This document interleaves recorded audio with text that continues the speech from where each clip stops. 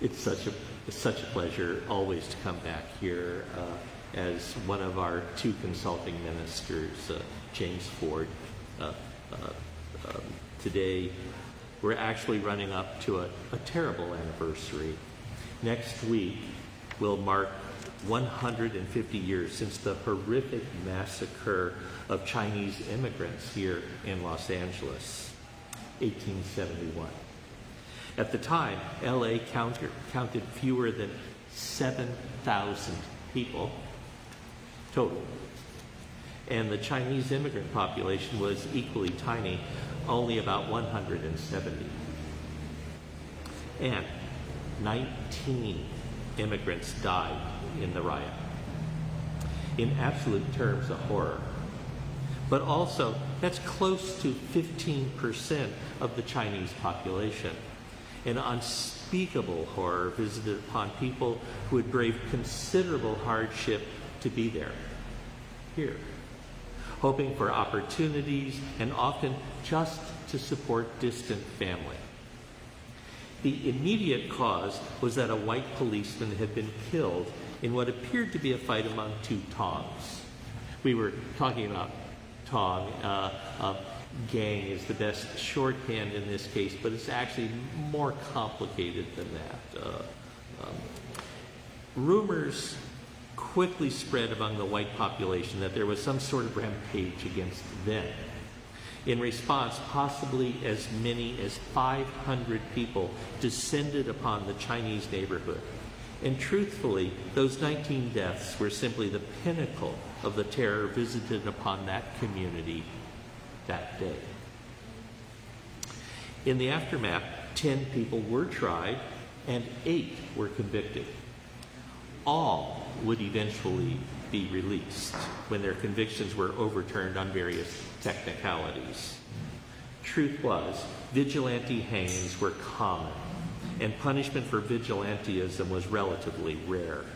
In the years just before the massacre, there had been at least 35 hangings of Mexicans in that majority white town. Although it needs to be noted, Latinx people were also involved in the attack on the Chinese population. 3 of the 8 were identified as Mexican. Lots of complexities in these matters, as we know from our own times. I think a lot about complexities. The great mess of this and that is, I guess, where I live. Tevye and his many hands may be my special patron saint. Among these complexities is how today Los Angeles is the second most diverse city in America, trailing only New York City. I found a list saying that Los Angeles is the 9th most diverse city in the world. When Jan and I returned home to California after our quarter of a century wandering with work, one of the things we exulted in was coming to LA as the embodiment of the future. I look around and it feels the future is here. Some of it is wonderful. It's so exciting and rich.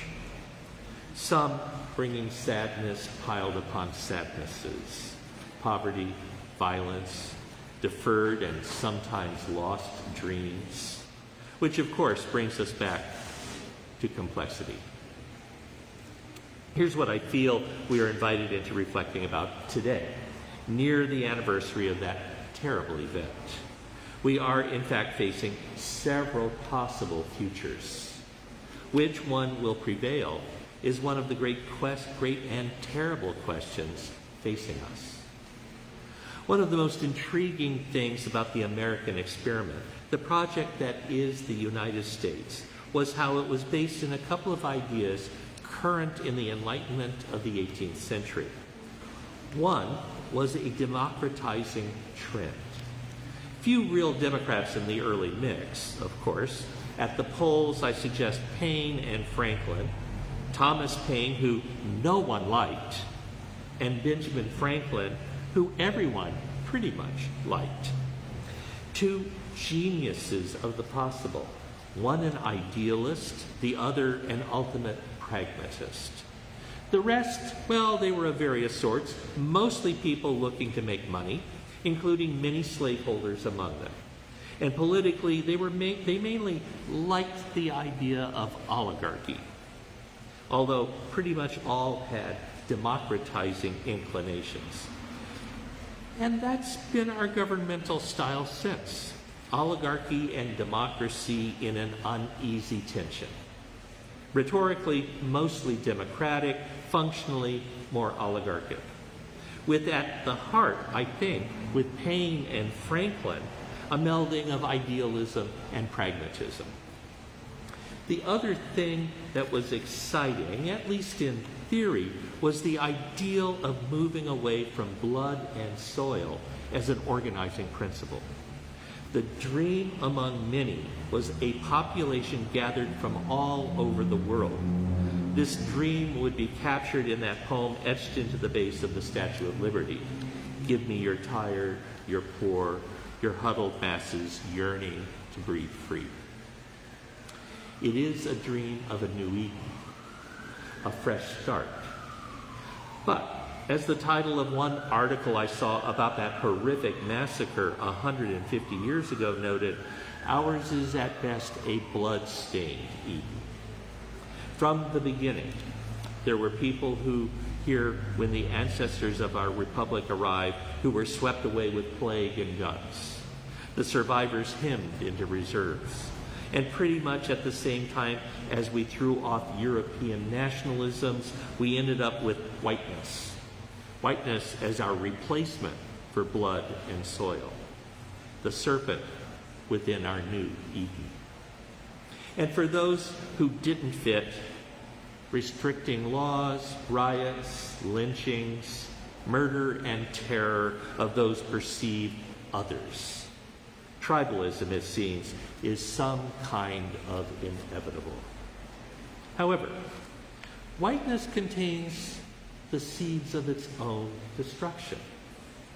I think of those Mexican rioters among the rest 150 years ago. Some were in the perennial struggle among those at the bottom of the economic ladder, fighting for a crust. Others, no doubt, saw themselves as part of that white stew. People filling out the 2020 census might have been surprised how white encompassed people not only from Europe, but the Middle East and North Africa. Long and twisted stories behind those categories, starting perhaps with Irish and Italians. But, well, it's messy. The way various groups became white is in itself a study in mutability. And while rotten at the core, has at its edge some of the dream within the American dream. The dream captured not in the Constitution, a perfect example of compromise, but in the Declaration of Independence, although with its own singular compromises, the Gettysburg Address and Lincoln's second inaugural. Within those documents, the dream of a many and a one, a mysterious and almost mystical sense of a bound community of communities and precious individuals. Most often, I notice, revealed in its various betrayals.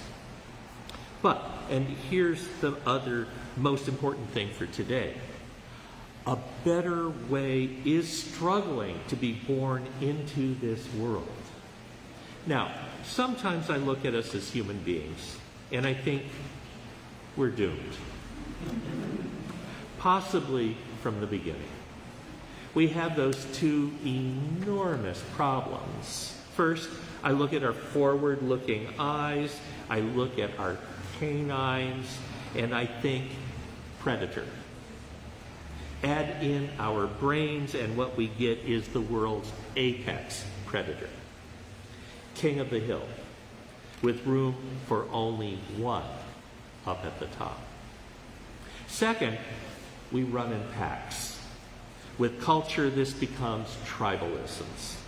Take I'm in it for me and tribalism as deep realities of our human lives, And it is hard to see how we extricate ourselves from a cycle up the hill and then relentlessly downwards from conquering the world to destroying it.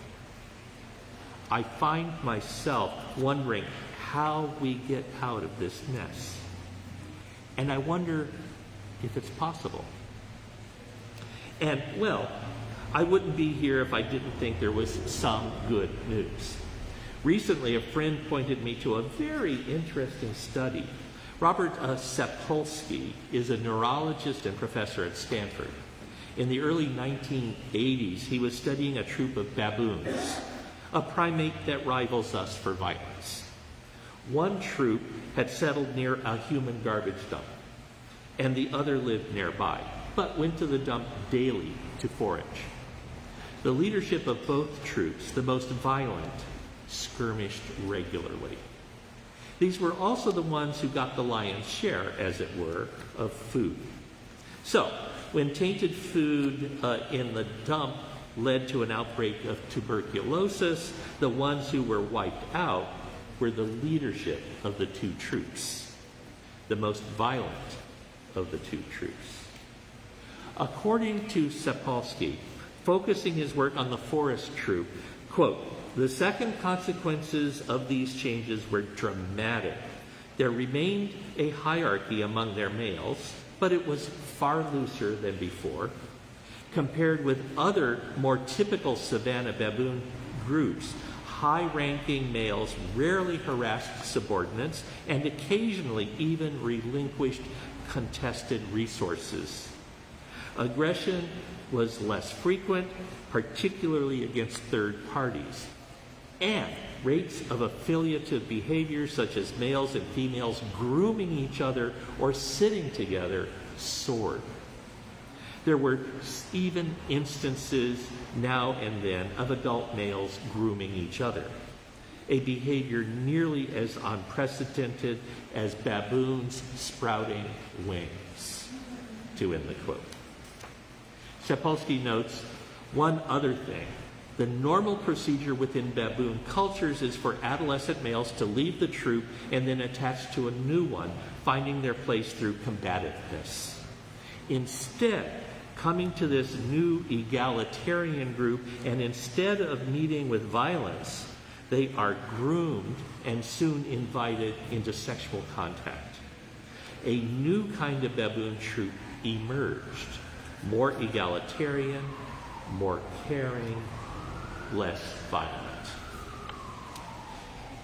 It's dangerous to extrapolate too much from specific examples, and we're talking baboons, relatives of ours, but not especially close. We have to look to chimps and bonobos for that closeness. And it turns out chimps are not particularly nice creatures either. But it reveals something. Our salvation, individually and collectively, can only be found in loosening our death grip on our identities. And our cousins show us that, hard as it is possible. We're vastly more adaptable than any other apes. And actually, while it was betrayed by whiteness, we have seen it possible to reframe the ancient evil of blood and soil. It's just that traps will continually appear. So, that price of freedom and its vigilance.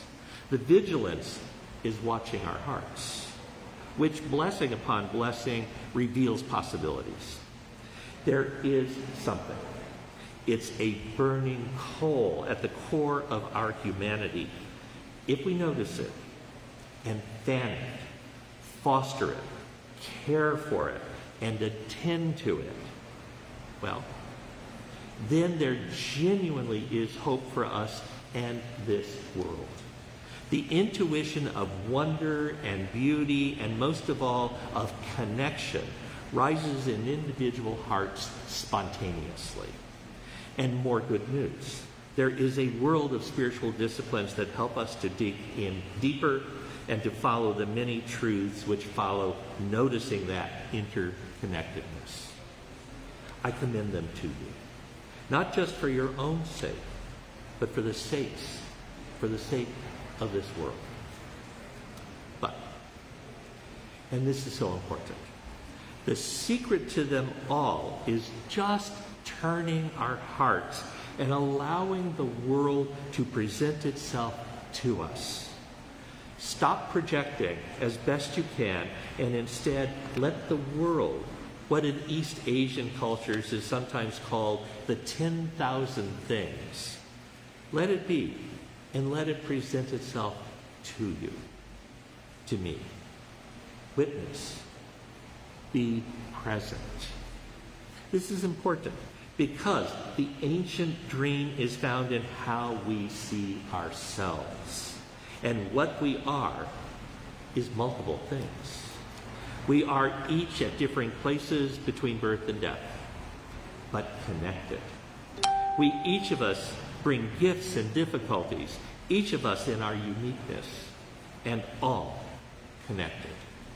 We nest in various social conditions, sexual expressions. The list is long, and it includes cultural, but all are connected. In one way of looking at it, we are individuals. From another angle, we are intimately connected. So intimately, we can call it one. We just need to open our hearts and minds. So much depends upon this simple turn, this noticing. Good grief. If baboons can do it, so can we. Find the truth within our mutability, our ability to change how we are in this world. Notice the lies we tell ourselves, thinking we are unconnected and not responsible. Lies. Our tribalism. Lies. Blood and soil. Lies. Whiteness. As pretty dramatic example of lies we tell ourselves. Know the truth, and we will find our freedom. And the truth is that mysterious thing of us as individuals and as family. The power of this mystery has many names. I think love is the best of them. Love. Ultimately, this is a spiritual question. The othering of people, really our othering of the world itself, is a soul mistake. It is a spiritual error. More, seeing ourselves as only individuals or only as part of a particular group is a terrible spiritual sickness. But there is that cure. Noticing, finding the intimacy, embracing the intimate way, the way of love. We can wash the blood away and we can find a true Eden. We can bind up the ancient wounds. We can sing the ancient song. We can bring healing to this world. In conclusion, let me share what it looks like here in Stephen Mitchell's wonderful version. Blessed are the man and the woman who have grown beyond their greed and have put an end to their hatred and no longer nourish illusions, but they delight in the way things are and keep their hearts open day and night. They are like trees planted near flowing rivers, which bear fruit when they are ready. Their leaves will not fall or wither. Everything they do will succeed. This is the Eden our ancestors dreamed. This is the Eden that this very place, our Los Angeles, our church, our community, our world can be. It's in our hearts. It's in our hands. Amen.